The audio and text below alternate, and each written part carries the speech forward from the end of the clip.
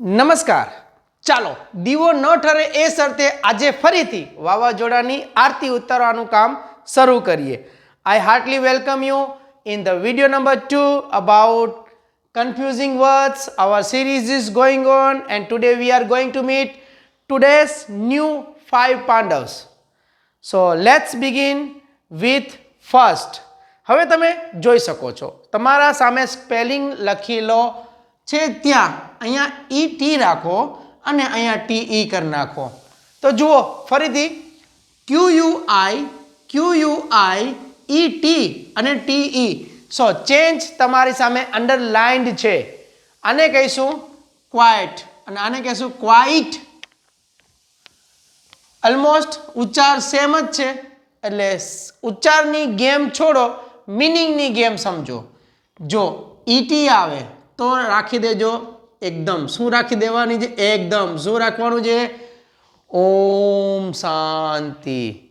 અને જો TE આવે તો કહી દેવાનું ખૂબ જ અથવા એકદમ. બસ આવી જ રીતે ઝુકેંગે નહીં હમ. શબ્દ ભંડોળ ઉપર મેં કરી છે તમારા માટે આજના જે 5 પાંડવોની પસંદગી. એમાં નંબર 2 ઉપર જઈએ તે પહેલાં સ્પેલિંગ જોઈ લો. જો ET આવે તો શાંતિ, ET આવે તો શાંતિ અને TE આવે તો ખૂબ જ એકદમ બહુ જ. ઓકે, ગુજરાતી કહીએ તો શાંતિ રાખો, કીપ ક્વાઇટ. અને આ તો ખૂબ જ સરસ છે, ક્વાઇટ ફાઇન, ખૂબ જ હોશિયાર છે, ક્વાઇટ સ્માર્ટ, ક્લેવર, અન્ડરસ્ટેન્ડિંગ. પણ હું તમને એટલું કહીશ કે સ્પેલિંગ માટે ખાસ આલ્ફાબેટ્સ ઉપર શું ચેન્જીસ છે ને એના પર ધ્યાન રાખજો. તો લખીએ નંબર 2 ઉપર જઈને. એમાં AFFECT અને EFFECT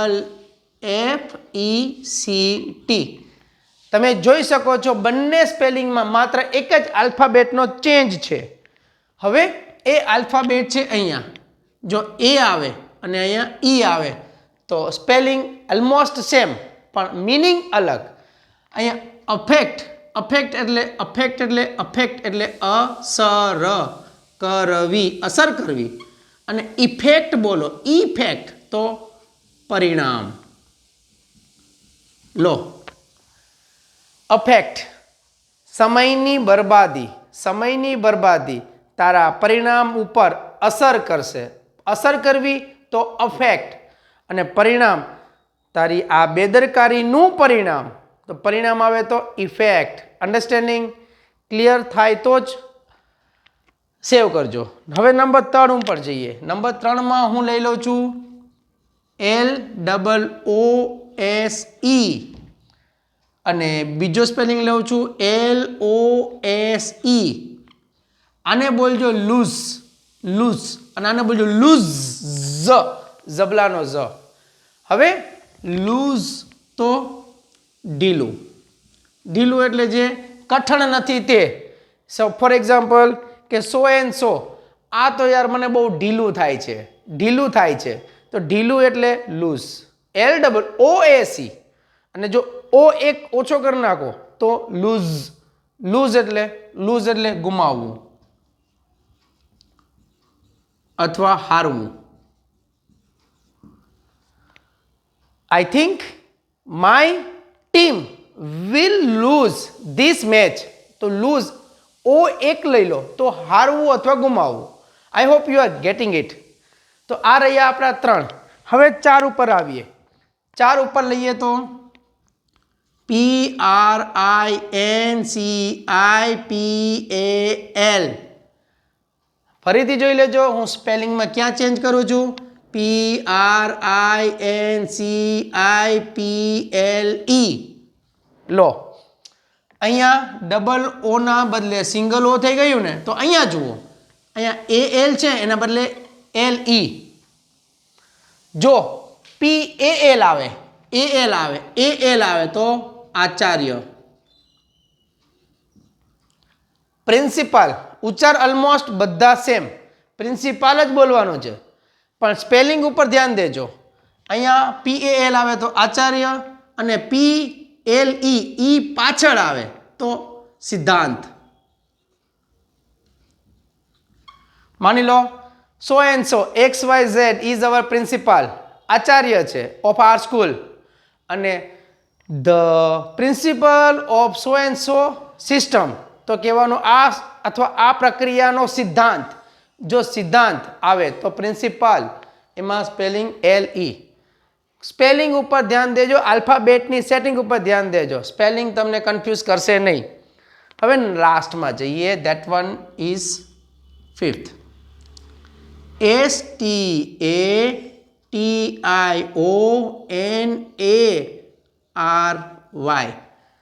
સ્ટેશનરી.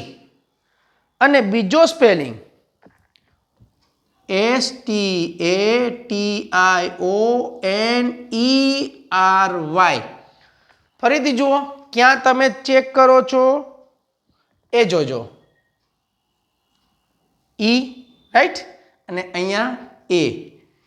સ્ટેશનરી, અને આને પણ સ્ટેશનરી જ કહેજો.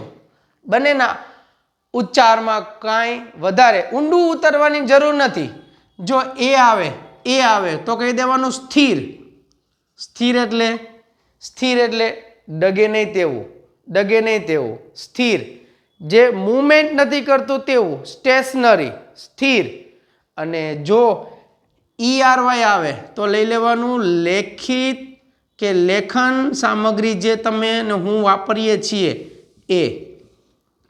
આ દુકાનોમાં લખેલું હોય Vidya stationery, so and so stationery, ત્યાં ચોપડા, પેન્સિલ, બુક એક્સેટ્રા એક્સેટ્રા મળે.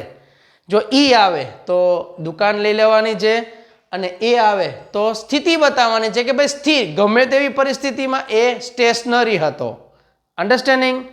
જો તમને ક્લિયર થતું હોય, બસ મુદ્દાઓની વાત કરું છું, તો કન્ટિન્યુ રાખજો તમારો સહકાર, કારણ કે વિડીયો નંબર 2 પછી મારે સિરીઝની અંદર હજી આગળ વધવું છે. આશા રાખું છું અહીંયા તમને ક્લિયર થયું હશે, અને કંઈ પણ બાય મિસ્ટેક મારી ભૂલ થઈ ગઈ હોય, I beg your pardon. For more details you can ask. Thank you. જય હિન્દ. મળીએ નેક્સ્ટ સિરીઝમાં વિડીયો નંબર 3ની અંદર. ત્યાં સુધી જોતા રહો, શીખતા રહો, શેર કરતા રહેજો, અને બુક બનાવવાની હોય તો તમે બુકમાં અમને એડ કરતા રહેજો. જય હિન્દ.